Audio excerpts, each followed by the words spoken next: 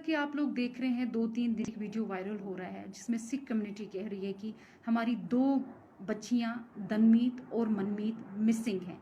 जिसमें मनमीत को तो ये वो बोल रहे हैं कि उन्होंने मनमीत को रिकवर कर लिया है और दनमीत जो है दनमीत स्टिल मिसिंग है। अभी भी दनमीत को हमें दिया जाए। और उनकी जो स्टेटमेंट हुई है वो गन पॉइंट पे हुई है, बल्कि ऐसा कुछ भी नहीं है। दनमीत मैं हूँ, मेरा मसला आज का नहीं है। मैं 2012 में कन्वर्टेड हुई हूँ। 2014 में मेरे निकाह हुए हैं मेरे बैचमेट मुजफ्फर के साथ, जो मेरी और उसकी रजामंदी से हुए हैं।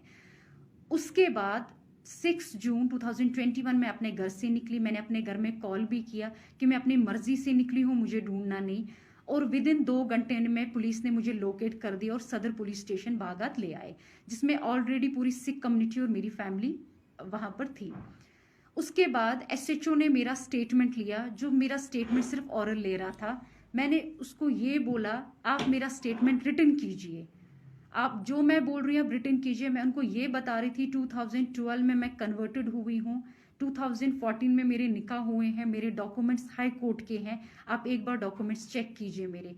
और इतना सब कुछ सुन के भी लड़के को लॉकअप में डाला गया था, उसके ऊपर एक्ट्स और चार्जेस लगा दिए गए थे। मैं उनको बार बार बोल रही थी कि मेरा 2012 में कन्वर्टेड हूँ। मैं 29 ईयर ओल्ड गर्ल हूँ। मैं एक छोटी बच्ची आपने पकड़ के नहीं लाई कि आप मुझे मेरी फैमिली की ओर हैंड ओवर कर रहे हो। वो उन्होंने मेरी फैमिली को बिना कोई मेरी स्टेटमेंट रिटन किए हुए मेरी फैमिली को मुझे दे दिया। मैं बार बार उनसे ये कह रही थी कि प्लीज आप मेरे डॉक्यूमेंट्स देखिए। उन्होंने मेरे डॉक्यूमेंट्स चेक भी किए, स्टिल उन्होंने मेरी फैमिली को मुझे हैंड ओवर कर दिया। और उसके बाद ही नेक्स्ट डे 7th को मेरी फैमिली मुझे यहाँ से जम्मू ले गई। और जम्मू जाते ही क्या हुआ, जम्मू जाते ही वो लोग मुझे पंजाब ले गए। पंजाब में मेरे को अलग अलग फेडरेशंस मिलने आ रहे थे, वो मेरे को ब्रेन वॉश कर रहे थे। वो वहां पर मेरे को ये समझा रहे थे कि आप जो स्टेटमेंट है वो अगेंस्ट देना, लड़के के फेवर में नहीं देना। मैं वहां पर भी सबको यही बोल रही थी कि लड़के ने मेरे को कोई किडनैप नहीं किया है, मैं अपनी मर्जी से आई हुई हूँ। हमारे पास हाई कोर्ट के डॉक्यूमेंट्स है, आप वो देख सकते हो। लड़के के ऊपर जो भी एक्ट्स लगे हैं वो बेसलेस हैं, फॉल्स हैं, क्योंकि ये सब मेरी रजामंदी से हुआ है। हमारे जो डॉक्यूमेंट्स है वो हाई कोर्ट के डॉक्यूमेंट्स हैं। इतना सुनने के बाद भी उन्होंने मुझे कहा नहीं ऐसा नहीं हो सकता है, हम आपको उनके पास वापस नहीं भेज सकते हैं। मैं उनको बार बार कहती थी आपने कोई 16 साल की बच्ची पकड़ के नहीं लाई है, मैं एक मैच्योर गर्ल हूँ और मैं एक एडुकेटेड गर्ल हूँ। इतना सुनने के बाद भी वो मुझे यही थ्रेटनिंग दे रहे थे कि अगर आपने ऐसा स्टेटमेंट वहां पर दे दिया जो स्टेटमेंट लड़के के फेवर में होगा, तो हमारे शूटर्स वहां पर बाहर आपका वेट कर रहे होंगे, आपको निकलते ही शूट कर दिया जाएगा। या तो वैसा नहीं, अगर हम करेंगे एसिड अटैक तो आप पे हो जाएगा, या हम उनकी फैमिली पे एसिड अटैक कर देंगे। वो मुझे थ्रेटनिंग सीधे दे रहे थे मेरे फेस पे। उसके बावजूद भी मैंने उनको कोई वीडियो नहीं दिया। वो मुझे कह रहे थे आप हमें अपना वीडियो दीजिए, वो वीडियो हम कश्मीर में दे देंगे, कश्मीर का जज उस वीडियो पे अपनी जजमेंट दे देगा।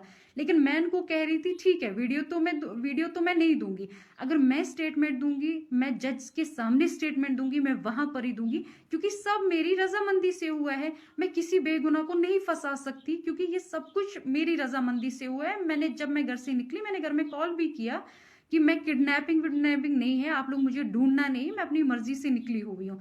और उसके बाद भी उन लोगों ने मेरी बात नहीं सुनी।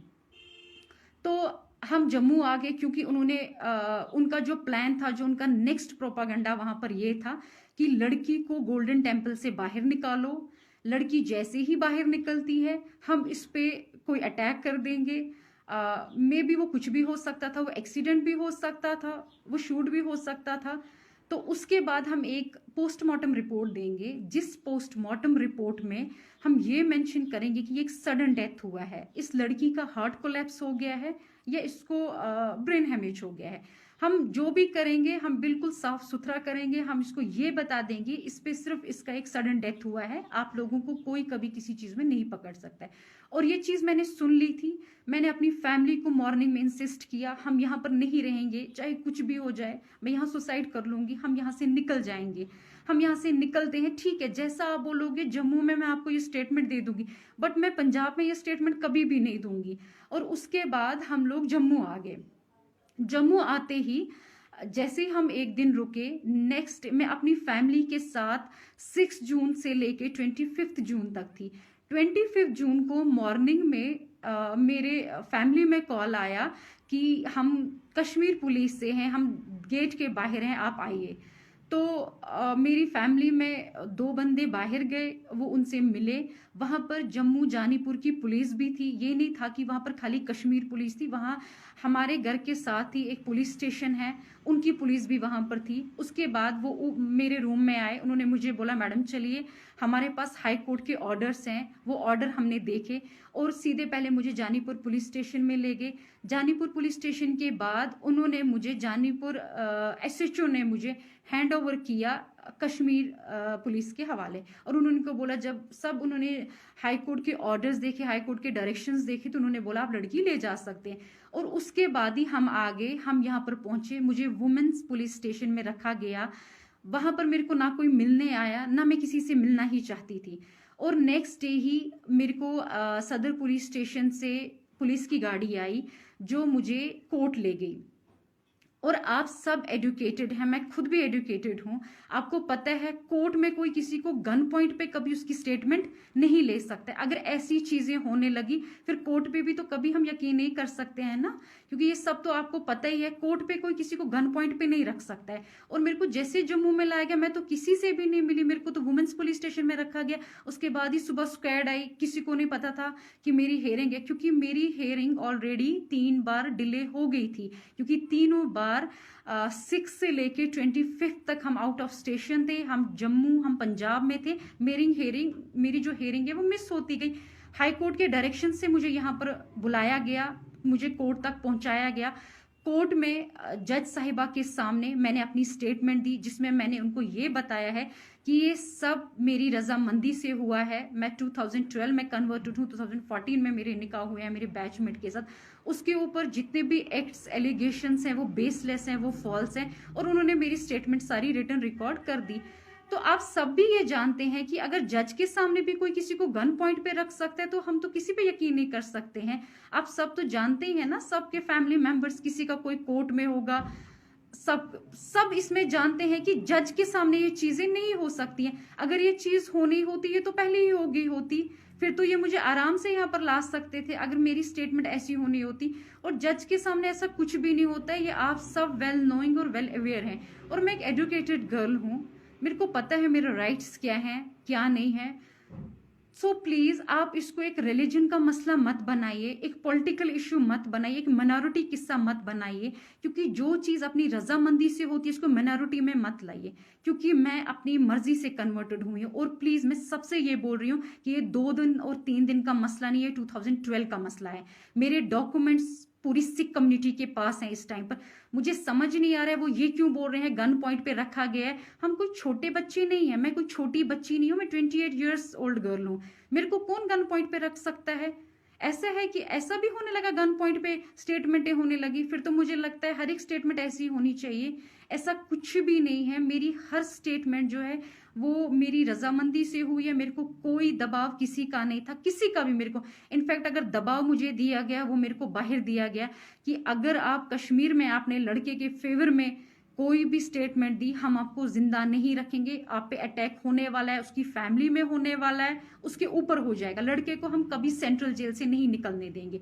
यहाँ पर तो वैसा मेरे को कोई थ्रेटनिंग नहीं था, मैंने तो फ्रीली अपनी सारी स्टेटमेंट यहाँ पर दी है।